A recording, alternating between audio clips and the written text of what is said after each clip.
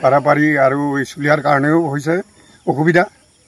আমাৰ ধনশিৰি নৈখন এইফালে হাৱা ধুমুহা আহিলে ঢেউতে পাৰ হ'ব নোৱাৰে গতিকে বহুত সমস্যা আমাৰ ধনশিৰি ঘাটত আৰু আমাক চৰকাৰে যে উপায় এটা দি দিয়ক দলং এখন নিৰ্মাণ কৰি দিয়ক আমাক অতি সোনকালে ছাৰ এণ্টে এইটো এলেংমাৰী নিখৈঘাট হয় বনাই দিব লাগে বংকুৱাল এনেকৈ ৰাস্তাটো বনাই দিলে আমাৰ ভাল হ'ব ইয়াতো ল'ৰা ছোৱালী বহুত অসুবিধা একদম অহা যোৱা